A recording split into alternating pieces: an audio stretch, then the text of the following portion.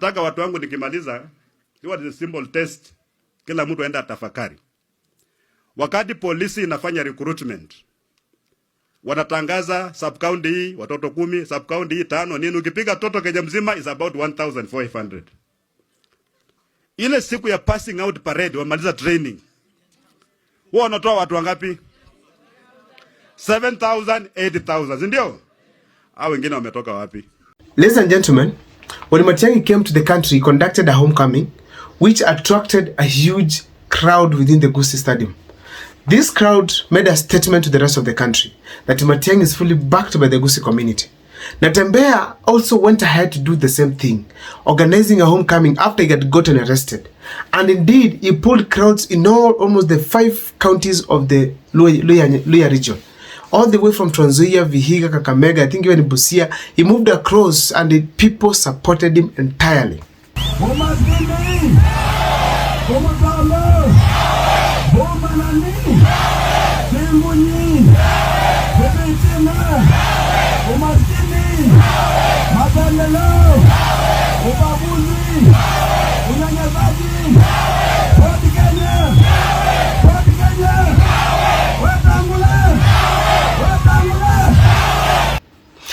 When he was pulling crowds without really mobilizing and giving them money, there's a statement that he made to the rest of the country.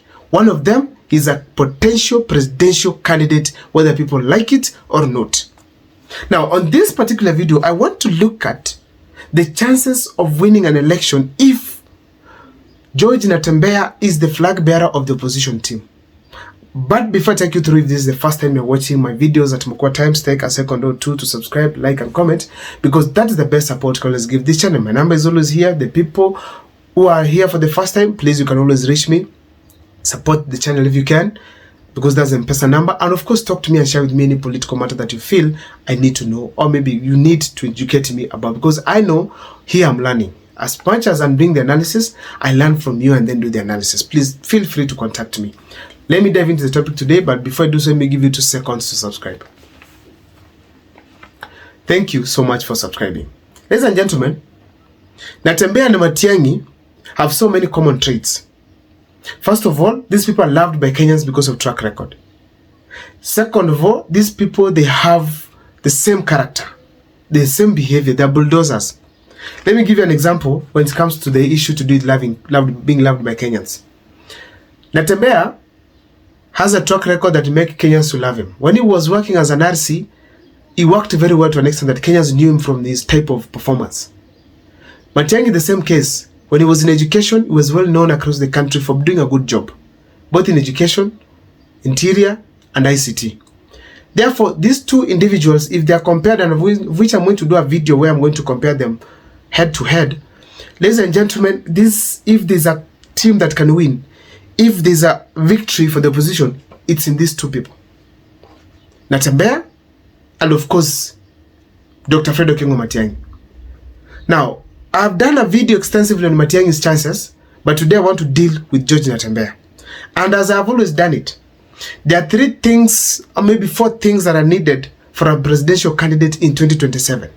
Dynamics, there have been so many changes that have occurred in the Kenyan politics, and that now there are few things that these people are going to do, or maybe they are going to present from the opposition, are going to determine whether they are going to win the seat or not. Now, the 4 things that people need is numbers, the popularity, financial muscles, and of course, the track record. When I look at it closely, these things, Natembeya is well qualified. However, let me take you into details. Let me start with the numbers. Natembeya is from the county called Trans Nzoia County, where is the governor. Now, in Trans Nzoia County, he has 399,000 voters as per 2022 general elections, registered voters. In Busia County, there are 416,000 voters. In Bungoma County, there are 647,000 voters, registered voters. In Vihiga County, there are 310,000 registered voters. In Kakamega, there are 845,000 registered voters. Assuming they all don't vote, that's a good starting base of about 2 million votes for George Natembeya. Approximately. We are just approximating here. So the fact remains that George Natembeya has a good starting base for him.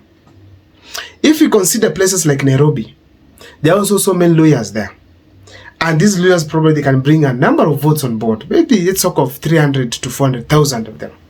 So Natembeya is having almost 2.5 million starting base if he becomes a presidential flag bearer in the opposition team.